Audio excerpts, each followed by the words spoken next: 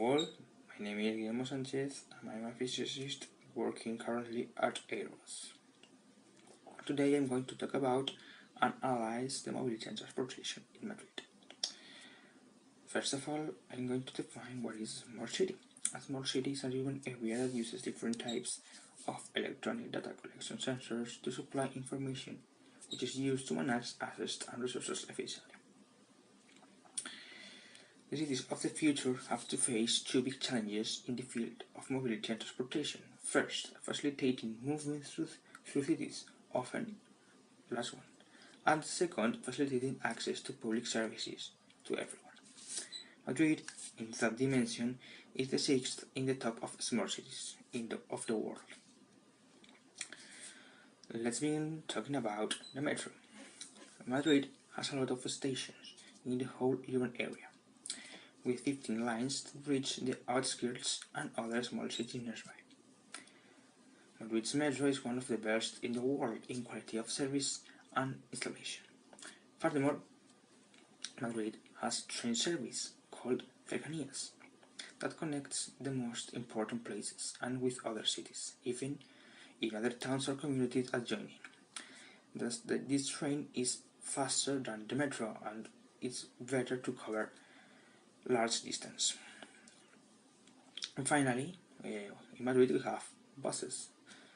Bus lines go through the rest of the streets, so with all of this combined, it's very difficult not to be well connected with public services in Madrid. Then, the number of flights is also excellent, with a big great airport called Adolfo Suárez Airport that is very good connected and close to the city, and with most important parts of the city. Traffic index is difficult to estimate in comparison with other important smart cities. Traffic jams and collapses in the main roads of the city are usually in work hours, as in all the big cities of the world. Additionally, the condition of the roads, tunnels and bridges are excellent, making driving in the city safe.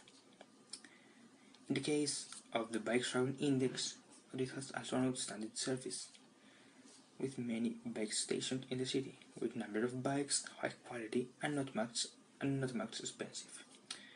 And this concept of sharing is not over just with this, but it extends to cars and motorbikes also, with private companies that are rising in the last 2 years, like City or Move for car sharing and Ecultra are moving for motorbike sharing.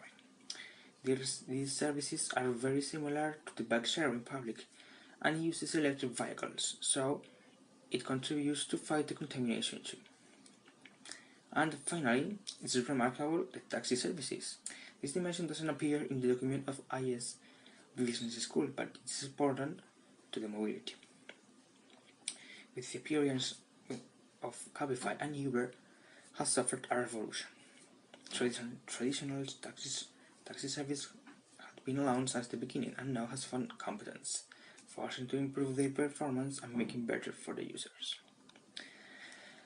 As a conclusion, we can say that mobility and transportation in Madrid is outstanding, involving efficiency, efficacy, and making an excellent use of public goods, combined with new technologies and new business lines. These new business lines are based on the new technologies and makes new policies to improve the cities, and we, the citizens and users, final users, benefit on them, both for efficiency and for quantity